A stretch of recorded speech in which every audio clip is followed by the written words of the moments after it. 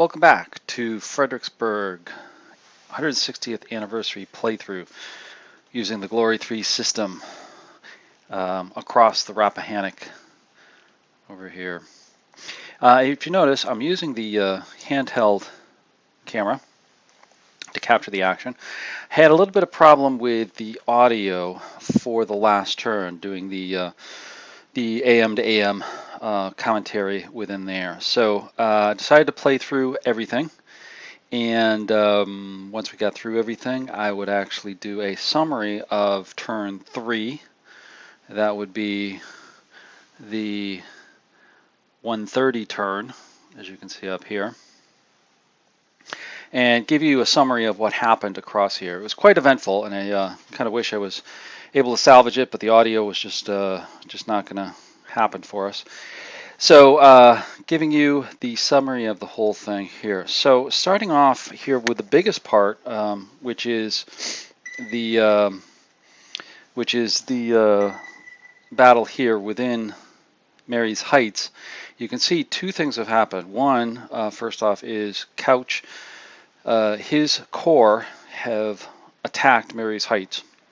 Now, typically this wouldn't be very good, but one of the good things that have happened for the Union side of things is that Wilcox was able to get in between the little wedge right within here between Ransom and McLaws and be able to penetrate around the stone wall itself and be able to hold some vulnerable positions right in here so that they could actually get around Cobb's units in here and try to attack.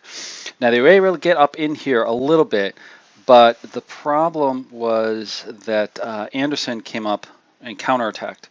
Ransom was knocked back here, here, and here. I think from the last turn, you may have seen that already. And then Anderson had to come up and support him over here, which at that point now Hancock and French and company saw their moment to go into the attack and attack Marye Heights in conjunction with Wilcox's 9th Corps over here.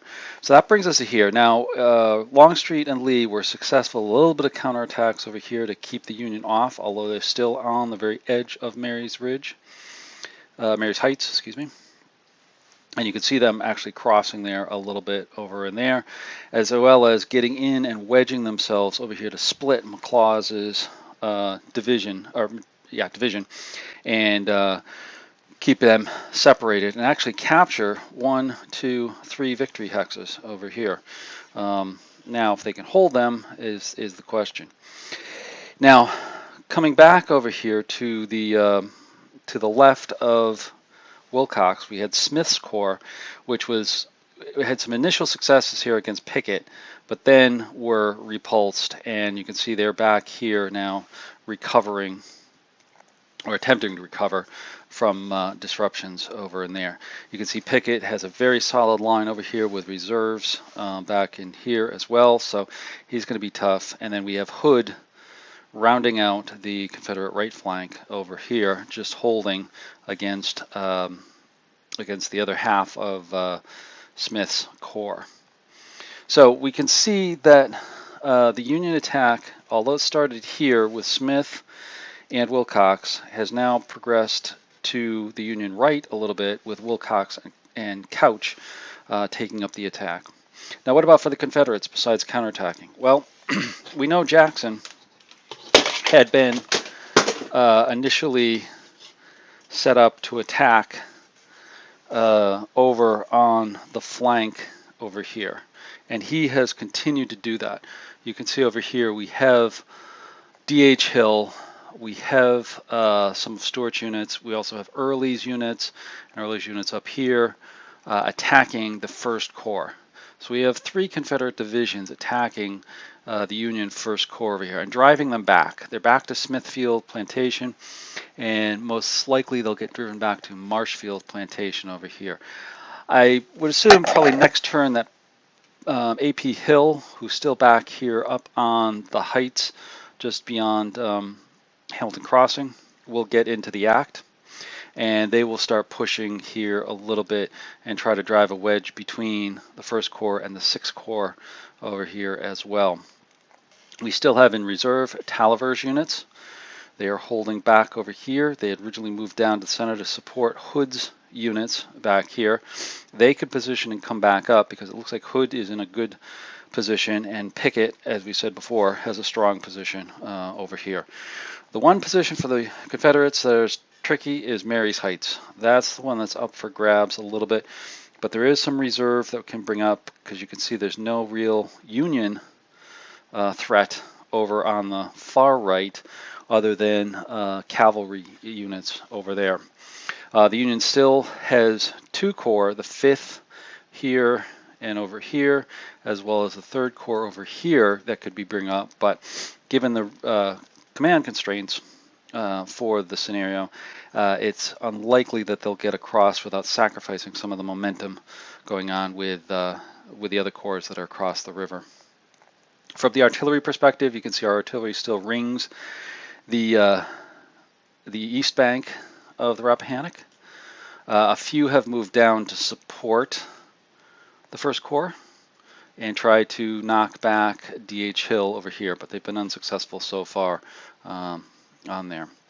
So that gives kind of an overview of where the Union is at this time. In terms of the AMs and how it activated last turn, you can see, surprisingly, Lee and Longstreet's AMs came out first, followed by Couch, then Reynolds, then a Jackson, artillery, Jackson, Wilcox, and then you can see the rest of the Union forces, artillery, Smith, Couch, and Wilcox rounded out the turn.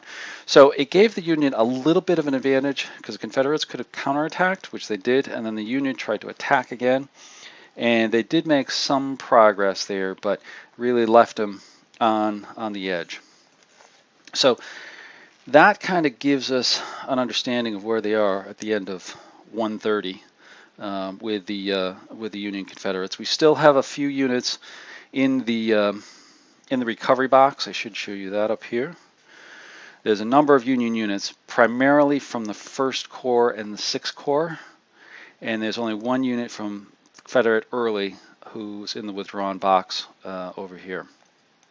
So you should hopefully see some of these reappear or get off the board. Oh, I should say too, for casualties, we've got one battery here that was lost from the 1st Corps as part of Hill's attack over here. That's been the real success for the Confederates, and holding off the Union. So let me zoom you out a little bit to give you the grand view of things here. The handheld does a little bit better than the close-up cameras. And that's the way it looks right now, where it stands. Confederates holding this line here, all the way around, and up here and here. Union 1st, 6th, 9th, and 2nd over here, 3rd, and then 5th here and here, and cavalry and artillery spread out over there. So, hopefully you enjoyed this. We'll get back to you with turn 4.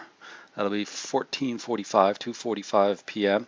And I hope to give you a better report on each AM at that point and give you a little bit more of the activity if we get some good attacks going on down here. So, thanks for watching. Have a great day.